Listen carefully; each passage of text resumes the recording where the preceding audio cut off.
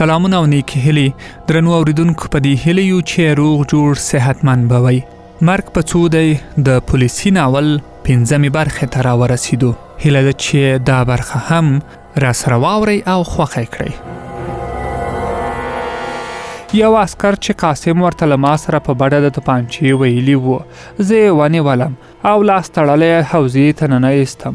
په امیر صاحب یې زیری وکړه چې داسې توره یې کړې.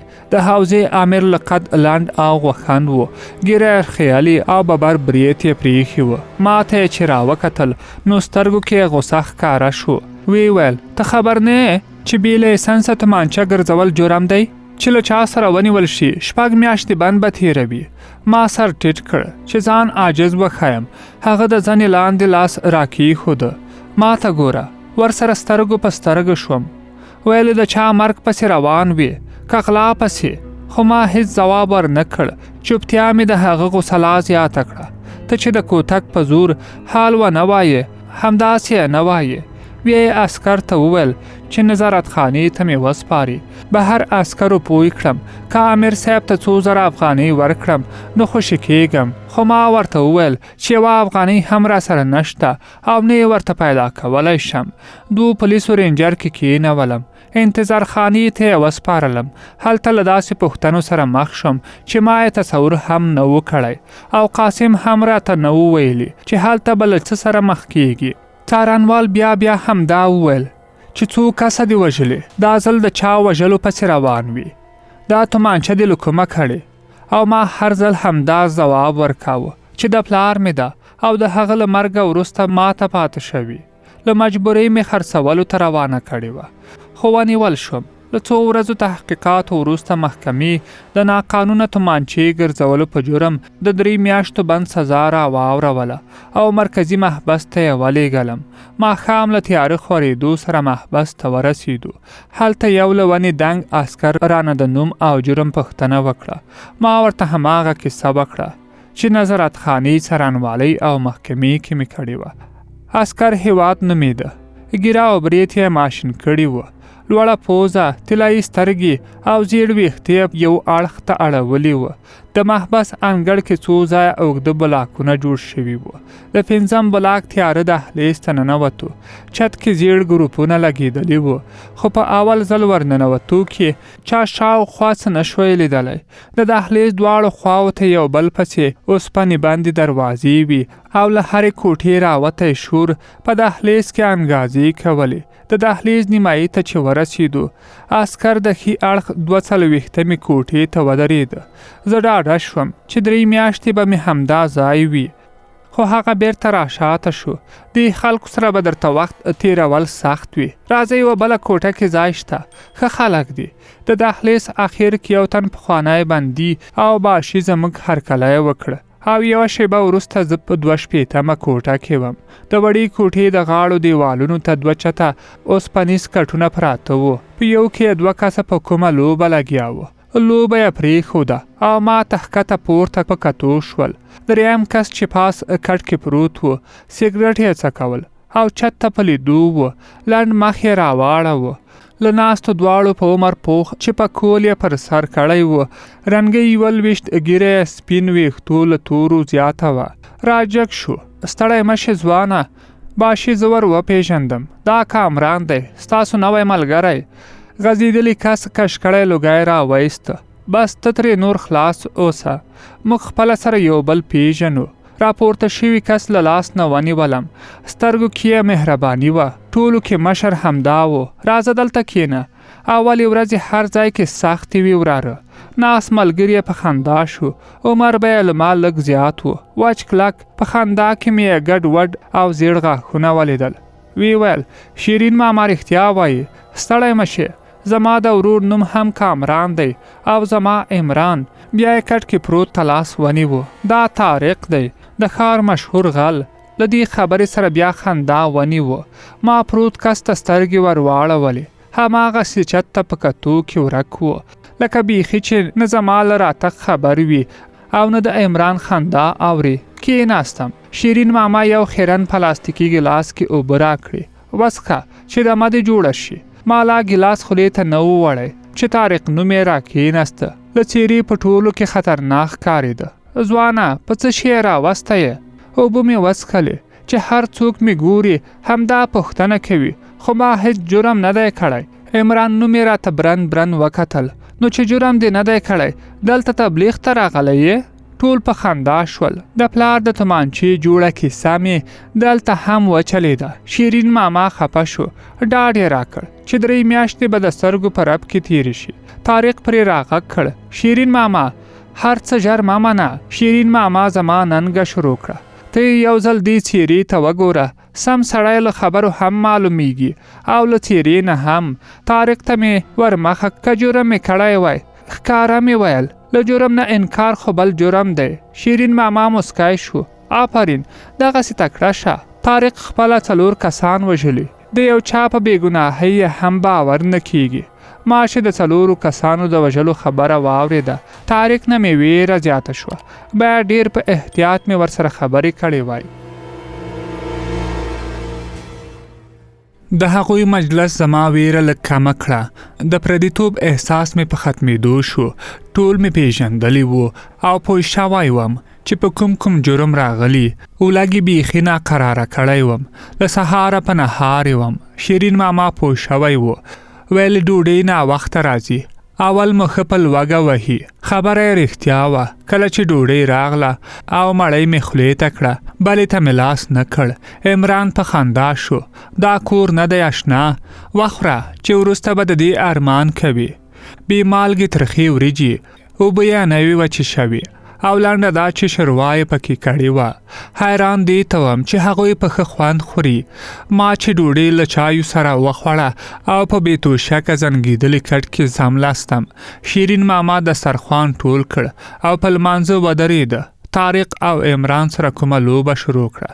ما غوښتل ویده شم خو ډار اندېښنو او بېځایه فکرونو خوب ته نه پرېښودم. دا چې زه چا پسې راغلی یم د محبس په مامورینو کې دی که بندیانو کې. که په بندیانو کې وي څنګه به یې پیژنم، څنګه به یې ویژنم. قاسم راته ویلي و هر څه تا پورې اړه لري چې دا د مرګ سوړه څنګه پیدا کړي او څنګه یې ختموي. شیرین ماما له لمانځه وروسته راته خپل څادر راکړ چې پر ځان یې واچوه او عمران ته یې وویل چې دی دې له 2 توشکو یو ورکړي. ما له طارق نه سګرټ وغوښته. مسکی شو. نصیب دې خراب دی یاره. مخکې به دې غږ کړی و که نه وروستی سګرټ مې ستا د راتګ وخت کې خلاص کړ. ومې ویل زما ورته ډېر زړه شوی. پیدا به نه شي. شیرین ماما ځان ته له سور شوي چای نه پیاله ډکه کړه. وی ویل هر څه پیدا کیږي وراره خو چې پیسې در سره وي. هغه څنګه متل دی چې پیسو سالنګ سوری کړی. عمران د نسوارو پاکټ راته ونیوه. واخله یوه چونډۍ کېږده. د سګرټ خمار به دې پرې مات شي اشنا. ومې ویل دا مې زړه بدوي. راغځولی لاس یې ټول کړ. ما هم اول سګرټ څکول خو دلته ګران دی. له مجبورۍ مې دا شروع کړل. طارق بالښت ته تکیه شو. پاچا هم قرض بند کړی. ګنې ما به درته راغوښتې وای. ژر مې ترې وپوښتل ډبه یې په څو ورکوي؟ وی ویل 200. دا له بهر نه 4 چنده زیات قیمت و. په ټولو مې سترګې وګرځولې. که پاچا قرض بند کړی له تاسې نه یو را سره وکړئ. عمران په خندا شو. وی ویل د خو له راتګ سره شروع وکړه. شیرین ماما د واسکټ له جیب نه 200 افغانۍ را وایستې. زه به یې درکړم خو کاش چې په سګرټو دې نه ورکولی. عمران دستي ښی اړخ ته دیوال څو ځله وډباوه. حیران وم چې دا څنګه کیسه ده. پاچا څوک دی؟ په دې شپه سګرټ له کومه ځای نه راوړي. خو زما فکر له هغې خوا د دیوال را ډبېدو ختم کړ. عمران بیا په ډبولو ځواب ورکړ او نور راشاته شو. بیا یې وویل اوس یې راوړي. هغه له ما نه د سګرټو راتګ ته ډېر خوشحاله ښکارېده. له لږ انتظار وروسته دروازې کې وړکی کړکی راخلاص شو. عمران کوټې ته د راننوتې لاس ورغوي کې پیسې کېښودې او د سګرټو ډبه یې راواخیسته. اول یې ترې ځان ته بل کړ او بیا یې پر مږه وویشل. شیرین ماما کلک شو خو طارق او عمران مجبور کړ چې زما د راتګ هرکلی به په سګرټو څکولو کوي.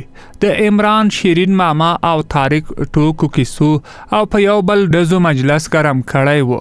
شیرین ماما خپله ټوکې نه کولې خو د هغوی یوه ټوکه هم بې خندا نه پرېښوده. شیرین ماما چې هسې زما لپاره سګرټ بل کړی و، هغه یې د پیالې په پاتې شونو چایو کې واچاوه. ویده به شو چې ناوخته دی. بیا یې په دې پوه کړم چې څه وخت تشناب ته تللی شو، څه وخت انګړ ته وتلی شو، څه وخت د دهلیز دروازه بندیږي او څه وخت موږ پسې د کوټې په خپل ځای کې وغځېدم. سترګې مې پټې کړې، خو ذهن مې اندېښنو او پوښتنو ویښ ساتلی و. سهار شو. شیرین ماما له خوب نه راجګ کړم چې بهر ووځم او پام مې بدل شي. هره ورځ د دهلیزونو د شمیر په نوبت بندیان د 1 ساعت لپاره انګړ کې پیتاوي او قدم وهلو ته وتلی شول. د محبس په لوی انګړ کې څو د پیپ غټې ونې ولاړې وي. یو اړخ ته د ولیبال وړوکی میدان جوړ شوی و. څه بندیان په لوبه لګیا ول. چا په ولاړه مجلس روان کړی و. څوک په چوتره ناست و. شیرین ماما له یو کس سره په خبرو شو چې د هر چا راپام کېده. په رډو یې راکتل. خامخا به یې همدا فکر کاوه چې په کومه ګناه راغلی یم. یو ځای ګڼه ګوڼه کمه وه. په سیمټي چوکۍ د تکیې ځای نیم نه و. له ازادۍ نه د محرومو انسانانو ژوند ته په فکر کې ورک ناست وم چې ناڅاپه چا په اوږه لاس راکېښوده، لکه چې نوي سورلي یې یو غټ سری غوښن ګړګوتي ویښتو والا مې څنګ ته کېناست. زما یې په غاړه د مار شنې چاپې ته سترګې واوښتې. سترګې او څېره یې ښه راباندې ونه لګېده. ومې ویل خیر و. له ملنډو ډکه مسکا یې وکړه. بیا یې وویل خیر خیرت دی بچې خاله، د محبس موټر ته کله راختلی یې؟ سګرټ مې بل کړ. بیا مې وویل بېګا یې راوړی یم. بې اجازې یې زما له سګرټو نه ځان ته هم بل کړ. په څه شي کې یې راوړی یې؟ ورته ومې ویل بېګناه یم. په کړس یې وخندل. وی ویل دلته یو هم خپله ګناه نه مني. ځواب مې ورنه کړ. د والیبال د لوبې په سیل شوم. هغه کشکړی لوګی په ما راخوشې کړ. وی ویل څو کاله باندې درکړی؟ ورته مسکای شوم. ورته ومې ویل نو دومره غټ مجرم درته ښکارم؟ لومړی محکمې 3 میاشتې راکړی. په خندا کې یې په اوږه وټپولم. بیا نو څه شي ته زړه خورې؟ 3 میاشتې خو داسې تېرېږي لکه 3 ورځې. مزې کوه زمریه. ځان مې ناخبره وښوده. مزې نو محبس کې له کومه شوې؟ غږ یې ټیټ کړ. وی ویل چې څه شی دې زړه غواړي په ورور دې امر کوه. بیا یې د کورتۍ جیب ته ننویستی موټی کړی لاس را وایسته او ماته یې ونیوه. ونیسه، زه به در باندې لږ مهرباني وکړم چې له زړه خوراک نه خلاص او پام دې بدل شي. خو دعا به راته کوي چې د اختر بخششي کې مې یو کال 2 بنده کم شي. ما وویل چې څه شی به راکوي چې موټی یې لاس کې راتش کړ. نو د نخودو دانی هومره چرس و. ژر مې ترې لاس شاته کړ. وی ویل واخله دلته چاته نه رسي، ته پرې کبر کوي. ومې ویل زه چرسي نه یم.